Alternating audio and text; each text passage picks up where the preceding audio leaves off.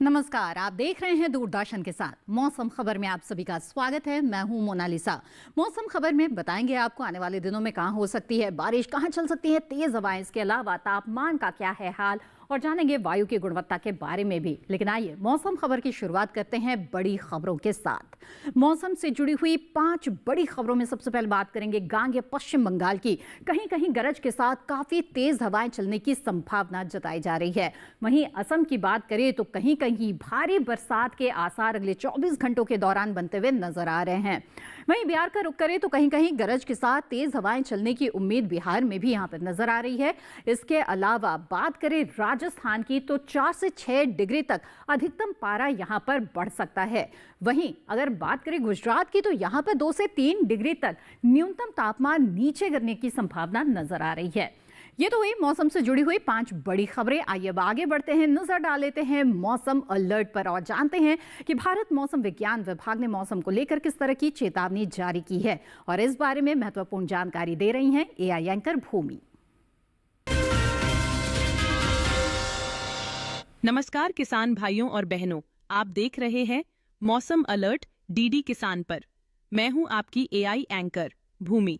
आज हम आपको देश भर में होने वाली मौसम की स्थिति की ताजा जानकारी देने जा रहे हैं। उन क्षेत्रों की जानकारी लेते हैं जहां सतर्क रहें। गांगेय पश्चिम बंगाल में कहीं कहीं गरज और चमक के साथ तेज हवाएं चल सकती हैं। अब उन क्षेत्रों की जानकारी लेते हैं जहां नजर बनाए रखें। असम और मेघालय में कहीं कहीं भारी बारिश, कहीं कहीं गरज और चमक के साथ तेज हवाएं चल सकती हैं।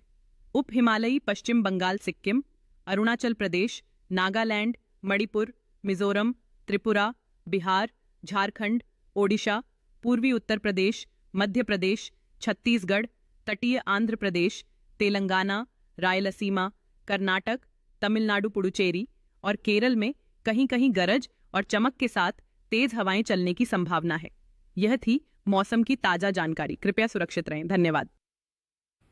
धन्यवाद भूमि इस जानकारी के लिए। तो देश के कई हिस्सों में गरज चमक के साथ तेज हवाएं चलने के आसार हैं, नजर बनाकर रखिए। आगे बढ़ते हैं मौसम खबर में और अब जान लेते हैं मौसम पूर्वानुमान के बारे में। आने वाले 24 से 48 घंटों के दौरान देश के किन हिस्सों में बारिश हो सकती है और कहां पर मौसम साफ रहने वाला है, आइए नजर डालते हैं इस पर। और पहले बात करेंगे हम उत्तर भारत की। जम्मू कश्मीर, लद्दाख, हिमाचल प्रदेश की बात करें तो यहां पर अधिकतर जगहों पर बारिश हो सकती है। इसके साथ ही पंजाब, हरियाणा, दिल्ली और पश्चिमी उत्तर प्रदेश में भी कई जगहों पर बादल बरस सकते हैं। पूर्वी उत्तर प्रदेश की अगर बात करें तो कहीं कहीं बारिश के आसार यहां पर भी बनते हुए नजर आ रहे हैं। तो पूरे उत्तर भारत की अगर आप तस्वीर देखें तो यहां पर बारिश की संभावना बनी हुई है आने वाले 24 से 48 घंटों के दौरान। अब आगे बढ़ते हैं और पूर्वी पूर्वोत्तर भारत का रुख करते हैं। आपको बता दें कि असम, मेघालय में अधिकतर जगहों पर बारिश हो सकती है। अरुणाचल प्रदेश, उप हिमालय, पश्चिम बंगाल और सिक्किम पर भी अगर नजर डालें तो वहां पर भी अनेक जगहों पर बारिश के आसार है। बिहार, झारखंड में भी कई जगहों पर बारिश हो सकती है। गांगे पश्चिम बंगाल और ओडिशा में भी बादल बरसने की संभावना है। दक्षिण भारत में भी ऐसे ही हालात नजर आ रहे हैं। तटीय आंध्र प्रदेश, रायलसीमा, दक्षिण आंतरिक कर्नाटक की बात करें तो कई जगहों पर बारिश हो सकती है। तटीय कर्नाटक में भी बादल बरस सकते हैं। तमिलनाडु, पुडुचेरी, उत्तरी आंतरिक कर्नाटक और तेलंगाना में भी कहीं कहीं बादल बरस सकते हैं। तो केरल में अनेक जगहों पर बारिश की संभावना यहां पर नजर आ रही है। अब बात करते हैं पश्चिम भारत और मध्य भारत की। तो अगर गुजरात, सौराष्ट्र, कच्छ को छोड़ दे जहां पर बारिश के आसार नहीं है तो तमाम हिस्सों में बारिश की संभावना यहां पर दिख रही है। कोंकण, गोवा, मध्य महाराष्ट्र, मराठवाड़ा, विदर्भ, साथ ही पश्चिमी और पूर्वी मध्य प्रदेश, छत्तीसगढ़ में भी बादल बरस सकते हैं और राजस्थान में भी कहीं कहीं बारिश की संभावना बनती हुई नजर आ रही है। तो आने वाले 24 से 48 घंटों के दौरान मध्य भारत और पश्चिम भारत में भी कई जगहों पर बारिश होगी, गुजरात, सौराष्ट्र, कच्छ को अगर छोड़ दे तो। अब बात करते हैं पिछले 24 घंटों की। जान लेते हैं कैसा मौसम रहा पिछले 24 घंटों के दौरान। जम्मू कश्मीर, लद्दाख, पंजाब, हरियाणा, इन सभी जगहों पर कई जगहों पर बारिश हुई है। तो कई जगहों पर तेज हवाएं भी चली है। हिमाचल प्रदेश, उत्तराखंड में ओले भी पड़े हैं। कहीं बारिश, कहीं तेज हवाओं का असर भी यहां रहा है। पश्चिमी और पूर्वी उत्तर प्रदेश की बात करें तो यहां पर भी गरज चमक के साथ तेज हवाएं चली हैं। राजस्थान में भी पश्चिमी हिस्सा हो या पूर्वी हिस्सा हो, यहां पर भी बारिश हुई है और तेज हवाओं का असर यहां पर भी रहा है। आगे बढ़ते हैं बिहार, झारखंड, ओडिशा, यहाँ पर कई जगहों पर बारिश हुई है, तेज हवाओं का असर भी रहा है। गांगे पश्चिम बंगाल में भी गरज चमक के साथ तेज हवाएं चली है, साथ ही बारिश भी हुई है कुछ इलाकों में। उप हिमालय पश्चिम बंगाल में भी ऐसे ही रहा है मौसम। असम, मेघालय में भी इसी तरह की स्थितियां रही, कहीं पर बारिश तो कहीं तेज हवाएं। दक्षिण भारत में भी ऐसे ही हालात नजर आए। रायलसीमा की बात करें तो कहीं कहीं पर गरज चमक के साथ तेज हवाएं चली है, साथ ही तेलंगाना, उत्तरी आंतरिक कर्नाटक, दक्षिण आंतरिक कर्नाटक बादल बरसे हैं। यहाँ पर तटीय कर्नाटक में भी ऐसी स्थिति रही है। केरल, तमिलनाडु, पुडुचेरी में भी कई जगहों पर तेज हवाएं और बारिश हुई है पिछले 24 घंटों में। मध्य महाराष्ट्र, मराठवाड़ा में बादल बरसे हैं, तो पश्चिमी मध्य प्रदेश, पूर्वी मध्य प्रदेश में भी बरसात दर्ज हुई है। छत्तीसगढ़ में कई जगहों पर गरज चमक के साथ तेज हवाएं और विदर्भ में भी कई जगहों पर बारिश, तो तेज हवाओं का असर यहां पर भी रहा है। तो जाना आपने पिछले 24 घंटों में देश में कैसा रहा मौसम का मिजाज। आगे जानेंगे तापमान की स्थिति के बारे में। आप बने रहें दूरदर्शन किसान पर। फिलहाल लेते हैं एक छोटा सा ब्रेक।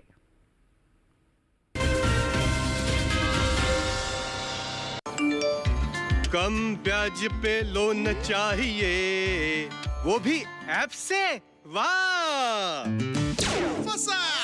अनजान ऐप से बचें। आरबीआई कहता है जानकार बनिए, सतर्क रहिए। किस फसल की क्या है चाल, किस मंडी का क्या है हाल, उतरते चढ़ते भाव का असर, आयात निर्यात का क्या है असर, कैसा रहेगा आगे बाजार, बताएंगे मंडियों के जानकार। देखिए मंडी खबर सोमवार से शनिवार शाम 5 बजे सिर्फ दूरदर्शन किसान चैनल पर।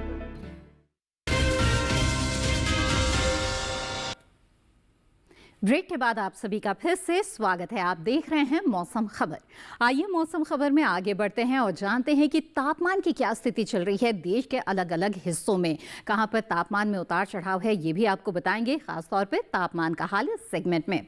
और शुरुआत करेंगे हम अधिकतम तापमान से। देखते हैं कहां पर जो अधिकतम तापमान है वो उसमें जो उतार चढ़ाव है वो दिख रहा है। जम्मू कश्मीर, लद्दाख, हिमाचल प्रदेश, पंजाब की बात करें, सामान्य से 3.1 से 5 डिग्री सेल्सियस कम रहा है अधिकतम तापमान। साथ ही पूर्वी उत्तर प्रदेश में भी इसी तरह की स्थितियां रही और अधिकतम तापमान में सामान्य से 3.1 से 5 डिग्री सेल्सियस की गिरावट दर्ज हुई है। आगे बढ़ते हैं। बिहार और गांगे पश्चिम बंगाल में सामान्य की तुलना में 5 डिग्री सेल्सियस कम अधिकतम तापमान दर्ज किया गया। तो कई हिस्सों में जो अधिकतम तापमान है, दिन का तापमान है, उसमें गिरावट दिख रही है। लेकिन विपरीत स्थिति है विदर्भ में, सामान्य से 1.6 से 3 डिग्री सेल्सियस ज्यादा रहा है अधिकतम तापमान। साथ ही कोंकण, गोवा में भी ऐसा ही हाल रहा है और यहाँ पर भी जो अधिकतम तापमान है उसमें कुछ बढ़ोतरी रही। झारखंड में सामान्य से 3.1 से 5 डिग्री सेल्सियस कम दर्ज हुआ है अधिकतम तापमान। यहाँ पर भी दिन के तापमान में गिरावट दर्ज हुई है। आगे बढ़ते हैं। बता दें आपको, पश्चिमी और पूर्वी राजस्थान, इसके साथ ही पश्चिमी और पूर्वी मध्य प्रदेश, यहाँ पर सामान्य से 1.6 से 3 डिग्री सेल्सियस ज्यादा अधिकतम तापमान मापा गया। दिन के तापमान में यहाँ पर भी बढ़ोतरी इस वक्त दिख रही है। इसके अलावा विदर्भ के अकोला की बात करें तो यहाँ पे 42.8 डिग्री सेल्सियस रहा अधिकतम तापमान, जो कि मैदानी इलाकों में सबसे ज्यादा तापमान है। अब बात कर लेते हैं न्यूनतम तापमान की। हरियाणा, दिल्ली, पश्चिमी उत्तर प्रदेश और साथ ही उत्तराखंड में सामान्य से 3.1 से 5 डिग्री सेल्सियस कम न्यूनतम तापमान दर्ज किया गया, यानी कि यहाँ पर रात के तापमान में कुछ गिरावट रही।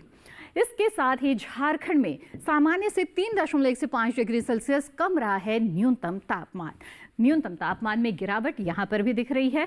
और विपरीत स्थिति पश्चिमी राजस्थान और गुजरात में नजर आई, जहां पर सामान्य से 1.6 से 3 डिग्री सेल्सियस ज्यादा रहा है न्यूनतम तापमान।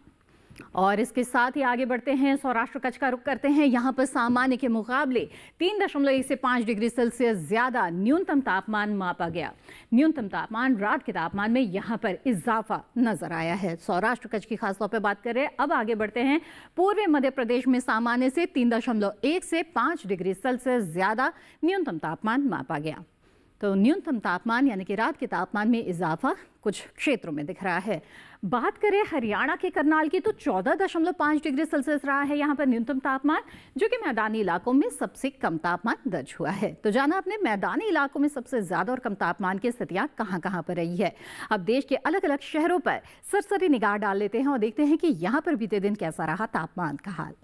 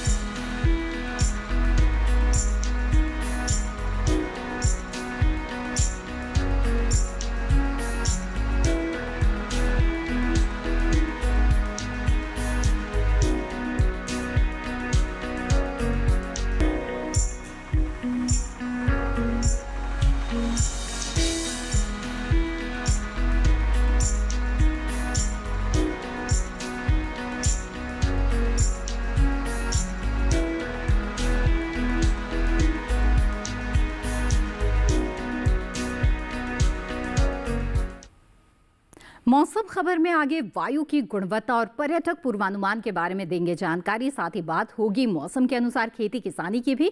आप बने रहें दूरदर्शन किसान पर। फिलहाल रुकते हैं एक और छोटे से ब्रेक के लिए।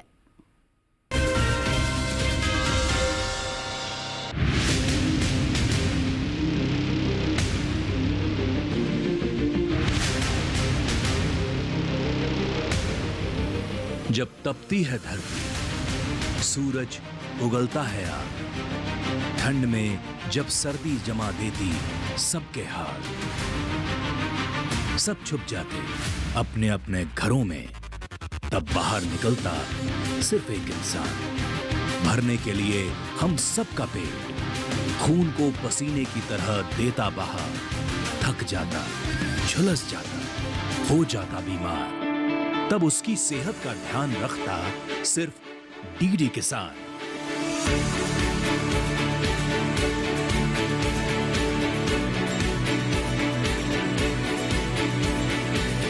देखिए स्वस्थ किसान शनिवार शाम 6 बजे लाइव सिर्फ दूरदर्शन किसान चैनल पर।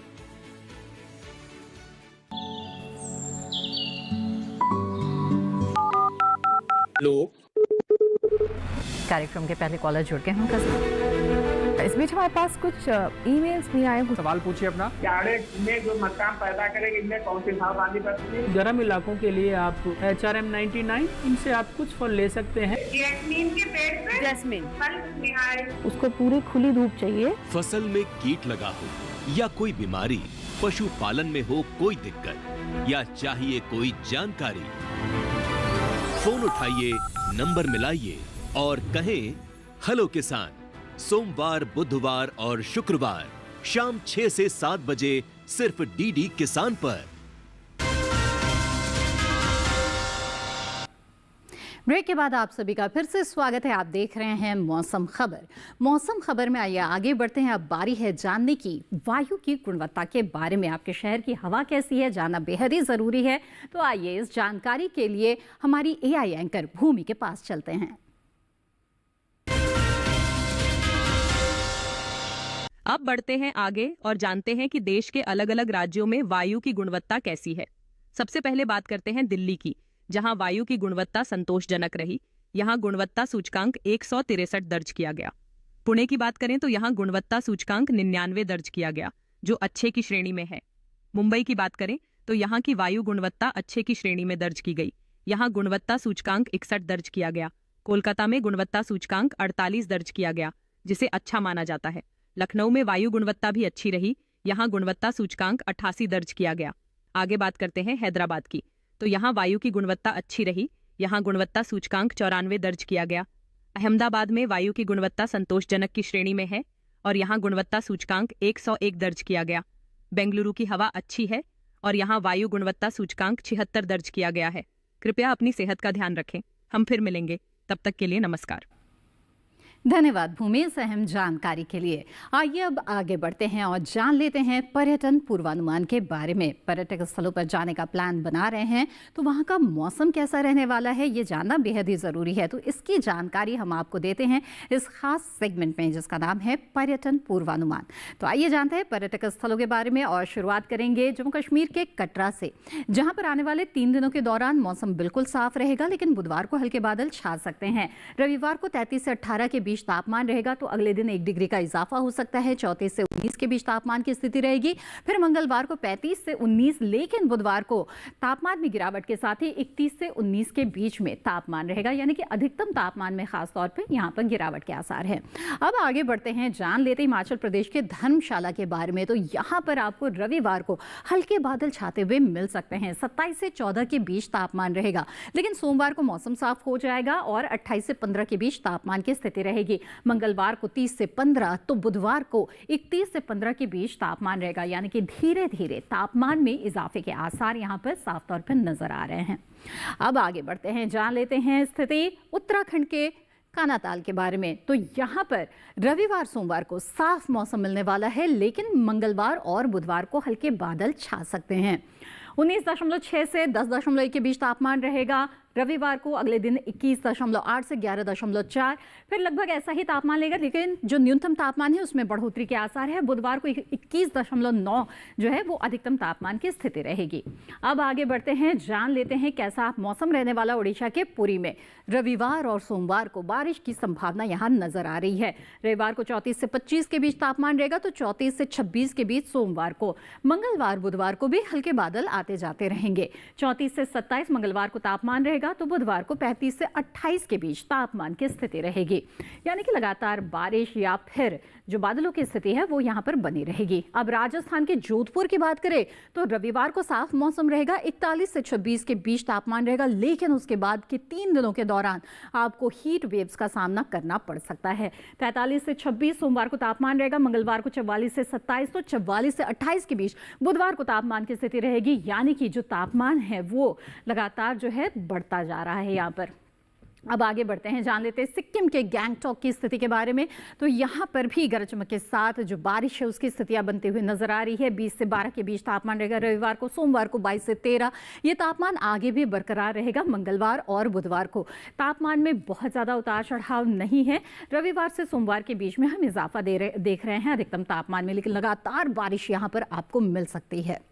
अब जान लेते हैं कैसा हाल रहने वाला है अरुणाचल प्रदेश के तवांग में। तो यहाँ पर भी बारिश और बादलों का हाल नजर आ रहा है। रविवार को बारिश 15 से 0 के बीच तापमान रहेगा, सोमवार को 15 से 3 और बादल छा सकते हैं। मंगलवार को भी बादल लगातार छाए रहेंगे, 15 से 0 के बीच तापमान रहेगा, और बुधवार को बारिश के साथ ही 14 से 0 के बीच तापमान की स्थिति रहेगी। देखिए, न्यूनतम तापमान भी 0 के आसपास चल रहा है और जो अधिकतम तापमान है वो 14-15 के आसपास। अब केरल के कन्नूर की बात करते हैं। यहाँ पर भी बारिश की स्थितियां नजर आ रही है। रविवार से लेकर बुधवार तक लगातार बारिश हो सकती है। 35 डिग्री सेल्सियस अधिकतम तापमान यहाँ पर बना रहेगा 4 दिनों के दौरान, और 25 डिग्री सेल्सियस न्यूनतम तापमान बना रहेगा। यानी कि कोई उतार चढ़ाव तापमान में नहीं है। 35 से 25 के बीच में लगातार जो तापमान की स्थिति आने वाले 4 दिनों के दौरान बना रहेगा और बारिश लगातार होती रहेगी।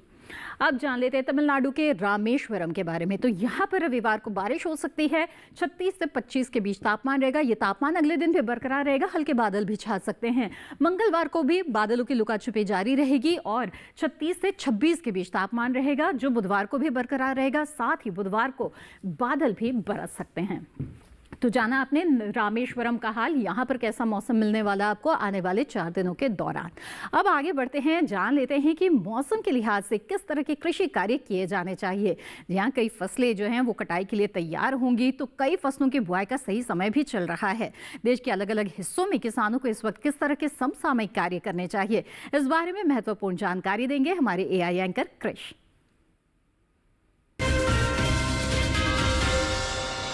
नमस्कार, आप देख रहे हैं डीडी किसान। मैं हूं AI कृष और आज हम भारत के विभिन्न राज्यों में होने वाली खेती किसानी से संबंधित सलाहों के बारे में पूरी जानकारी देंगे।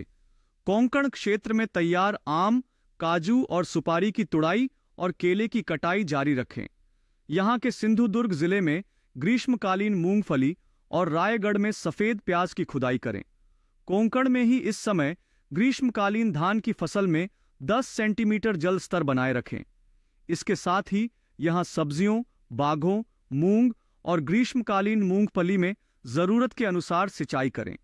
वहीं मध्य महाराष्ट्र में प्याज की खुदाई और अंगूर की तुड़ाई जारी रखें और इसके बाद उपज को सुरक्षित स्थान पर रखें। यहीं इस मौसम में गन्ना, सब्जियों, बाघों, ग्रीष्मकालीन मूंगफली और बाजरे में जरूरत के अनुसार सिंचाई करें। यहां के कोल्हापुर जिले में आंधी तूफान, बिजली और तेज हवाओं की संभावना को देखते हुए प्याज की खुदाई के अलावा पके अंगूर की तुड़ाई और केले की गुच्छों की कटाई करके उन्हें सुरक्षित जगह पर रखें। इसके साथ ही यहां इस समय तोरई, टमाटर और केले के पौधों को सहारा दें। मध्य महाराष्ट्र में ही गन्ने में मिट्टी चढ़ाए और तीसरी बार 25 किलोग्राम नाइट्रोजन प्रति हेक्टेयर डालें। यहीं ग्रीष्मकालीन बाजरे में मिट्टी चढ़ाकर हल्की सिंचाई करें। इसके अलावा ग्रीष्मकालीन मूंगफली, सब्जियों और बागों में भी हल्की सिंचाई करें। मराठवाड़ा क्षेत्र में हल्दी की खुदाई करें। इसके अलावा यहां तरबूज, खरबूजा और अंगूर की तुड़ाई जारी रखें। यहीं मूंगफली, गन्ना और तिल के अलावा बागों और सब्जियों में जरूरत के अनुसार सिंचाई करें। विदर्भ की बात करें तो यहाँ इस समय कुछ स्थानों पर आंधी तूफान और बिजली की संभावना है। ऐसे में जल्द से जल्द हल्दी की खुदाई के अलावा सब्जियों, तरबूज, खरबूजा और आम की तुड़ाई करें। विदर्भ में ही इस समय मूंगफली, तिल, सूरजमुखी और मूंग में जरूरत के अनुसार सिंचाई करें, जबकि पहले से बोई गई मूंग और तिल में जरूरत के अनुसार निराई गुड़ाई करें। इसी तरह कृषि और किसानों से जुड़ी हर महत्वपूर्ण जानकारी के लिए हमारे साथ जुड़े रहिए और देखते रहिए डीडी किसान। धन्यवाद। धन्यवाद कृष। इस जानकारी के लिए तो खास तौर पे महाराष्ट्र के अलग अलग हिस्सों के जो किसान हैं उन्हें किस तरह के समसामयिक कार्य इस वक्त करने चाहिए ये आपने जाना। आगे बढ़ते हैं और बात करते हैं अब आज की फसल की। आज की फसल है लौकी, जिसकी बुआई का उपयुक्त समय चल रहा है। इसकी बुआई से लेकर तुड़ाई तक फसल के अलग अलग अवस्थाओं में अगर सही तरीके से आप हर बात का ध्यान रखेंगे और वैज्ञानिक पद्धति को अपनाएंगे तभी अच्छी उपज हासिल कर पाएंगे। आइए जान लेते हैं लौकी की खेती के दौरान किन किन बातों का ध्यान रखना चाहिए। लौकी को गर्मी और बरसात दोनों में बोया जा सकता है।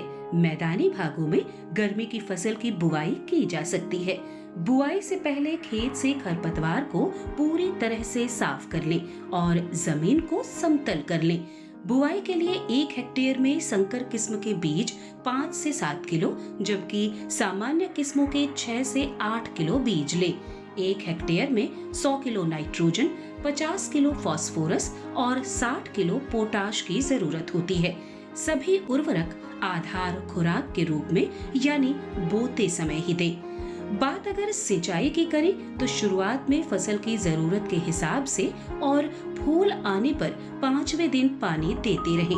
वहीं फसल को खरपतवार से दूर रखने के लिए 2 बार निराई गुड़ाई करें। करीब हर 10-12 दिनों में खरपतवार हटाते रहें। लौकी की बेल काफी लंबी होती है।